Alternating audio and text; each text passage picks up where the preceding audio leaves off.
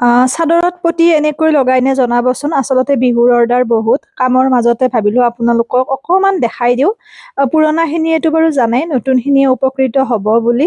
এয়া দেখিছেনে, এইখন হৈছে চাদৰ। চাদৰৰ দুয়োফালে প্ৰথমতে মূৰণি কেইটা মাৰি ল'ব, যদিহে আপোনালোকে মূৰণি মাৰি দহি গুঠে তেতিয়া। আৰু এনেকৈ খুব ধুনীয়াকে পতি কেইটা জইন লগাই ল'ব। যিহেতু 6টা পতি থাকে, তিনিটা তিনিটাকে, আৰু প্ৰতিটো জইন লগাই পেলাই ওপৰেৰে এটা চিলাই মাৰি মাৰি যাব প্ৰতিটো জইন লগাওতে। সদায় জইনে ওপৰেৰে মাৰি গলে চিলাইটো ধুনীয়া ফিনিচিং হয়। আৰু এনেকে এফালৰ পৰা চিলাই যাব। এইটো নৰ্মেল কাপোৰ মানে পতি লগোৱাৰ নিয়ম। আৰু পাটৰ কাপোৰত আমি অকমান বেলেগকে পতি লগাও। কালি আপোনালোকক মই দেখুৱাম পাটৰ কাপোৰত কেনেকে পতি লগাও ফুল ফিনিচিঙত। এইটো হৈছে নৰ্মেল কাপোৰ এইবোৰ। এনেকৈ এয়া দেখিছেনে। আৰু বহুত ব্লাউজো চিলাই আছো এইকেইদিন। তাৰে ভিডিঅ' আপোনালোকলৈ আনিম, এডিট কৰিব পৰা নাই। কাৰণ ধৰক মানুহ থাকিলে, ক্লাছত থাকিলেও মই চিলাই থাকো যিহেতু, কেতিয়াবা তেনে ক্ষেত্ৰত ভইচ অভাৰ দিব লগা হয়। এইদৰে ধুনীয়াকে গোটেইখিনি চিলাই যাব। আৰু খালি এটা বস্তুৱে লক্ষ্য ৰাখিব, যাতে ক'তো গেপ ৰৈ নাযায়। কাৰণ তেনেকুৱা দেখো বহুত নতুন শিকাৰুৱে চিলাইটো মাৰোতে কৰবাত ৰৈ যায়। সদায় চিলাইটো চিধা কৰিবৰ কাৰণে প্ৰথমতে চিধা কাপোৰত প্ৰেক্টিচ কৰিব। চিলাই চিধা হোৱাৰ পিছত আৰু ফিনিচিঙত চিলালে হ'ল। যিকোনো ক্ষেত্ৰত ব্লাউজ চিলালে হওক বা ফলচ লগালে হওক, চিলাই চিধা হলে ফিনিচিং ভাল হয়। এয়া। আৰু অনলাইন ক্লাছ মোৰ আজিৰ পৰা আৰম্ভ হৈছে, নতুন বেটছ। আৰু বহুতখিনি ষ্টুডেণ্ট ৰ'ল, বেয়া নাপাব। কাৰণ এটা বেটছত যিহেতু আমি বেছি নাৰাখো, পুনৰ আপোনালোকে মেট আমি নতুন বেটছ কৰিম, তেতিয়া পাৰিব। মেছেজ কৰি থৈ দিব মোক হোৱাটছএপত। এনেকে ধুনীয়াকে চিলাব। এটা চাইড হোৱাৰ পিছত আনটো চাইড খুব ধুনীয়াকে এনেকে আপোনালোকে চিলাই যাব। আৰু দেখিলে গম পাব গোটেইখিনি। সেয়াই আচলতে বিহু পূজা এইবোৰত বহুত অৰ্ডাৰ থাকিলে ধৰক নিজলৈ মানে কাপোৰ ৰেডি কৰাই নহয়। আৰু খুব ভাল লাগে যেতিয়া আপোনালোকে মানে মই চিলোৱা কাপোৰ এযোৰ পিন্ধি ভাল পোৱা বুলি কয় বা ভাল পায়। সেইটো বেলেগ এটা আত্মসন্তুষ্টি। তাৰ মাজতে কিছুমান থাকে বিজতৰীয়া মানুহ, ধৰক যিখিনি মানুহৰ মানসিকতাই ভাল নহয়, আৰু তেওঁলোকক আমি ভাল কৰিবও নোৱাৰো।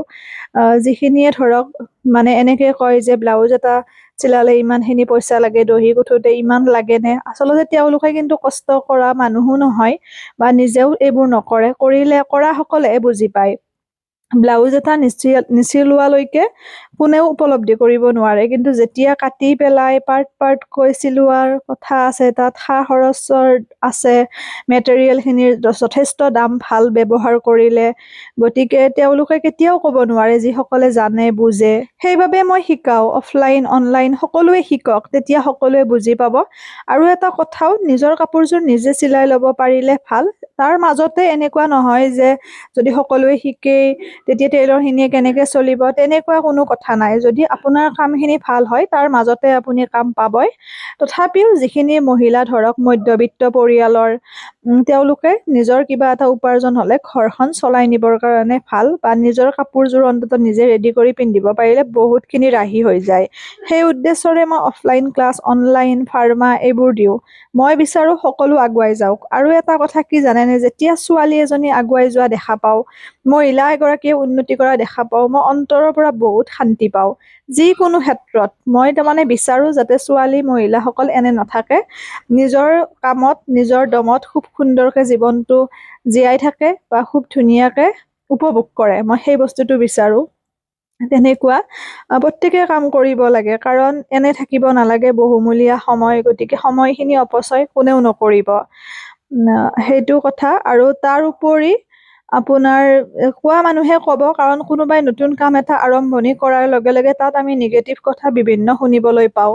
গতিকে সেই কথাটোত কোনেও গুৰুত্ব নিদিব যে আমুকে এনেকে কলে মই কামটো নকৰো, পিছুৱাই যাম। কাৰণ থাকিবই, কৈছে মানে আপুনি এইটো কথা ভাবিব যে আপুনি নিশ্চয় কিবা এটা ভাল কাম কৰি আছে, বা কিবা এটা আপুনি ভাল দিশত গৈ আছে, সেইকাৰণে আপোনাৰ সমালোচনা কৰিছে। কাৰণ শুই থকা মানুহৰটো কোনেও সমালোচনা নকৰে, বা শুই থকা মানুহক কোনেও বদনাম কৰিবও নাহে। গতিকে সেইটো কথা আমিতো সৰু মানুহ কিমান ডাঙৰ ডাঙৰ মানুহক সমালোচনা কৰে আৰু সমালোচনাই আচলতে মানুহক মহান কৰে বা ধৰক আগুৱাই যোৱাৰ কাৰণে অনুপ্ৰাণিত কৰে। গতিকে কেতিয়াও কাৰোবাৰ কথা শুনি পিছুৱাই নাহিব, নিজৰ ওপৰত আত্মবিশ্বাসটো ৰাখিব। সেইটো কথা ধৈৰ্য লক্ষ্য স্থিৰ হলে কেতিয়াও কোনেও পিছুৱাই আনিব নোৱাৰে, পিছত নিজে ভাগৰি যাব। আমি কথাৰে প্ৰত্যুত্তৰ দি লাভ নাই, কিছুমান মানুহক কামেৰে পৰিচয়টো দিয়াটোৱে ভাল। কাৰণ যদিও সৰু ছোৱালী তথাপিও বহুতখিনি কথা বুজিলো সৰুৰ পৰা, কাৰণ মানুহ হয়তো এতিয়াও চিনিবৰ কাৰণে বাকী আছে, তথাপিও যিখিনি বুজি পালো চিনিলো। গতিকে এটা কথাই বুজিছো, এইবোৰ কথাত গুৰুত্ব দি সময় নষ্ট কৰিও লাভ নাই। আৰু কোনো আপোন নাই এই পৃথিৱীত নিজতকে, নিজৰ মা দেউতাতকে।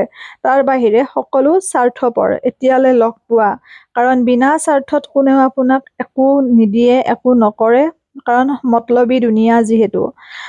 সেই হেতুকে আনৰ কথা ভাবি পেলাই নিজৰ জীৱনটোনো কিয় নষ্ট কৰে বা নিজৰ লক্ষ্যটোনো কিয় বিপথে নিয়ে। গতিকে গুৰুত্ব নিদিব, ভালে থাকক সকলো।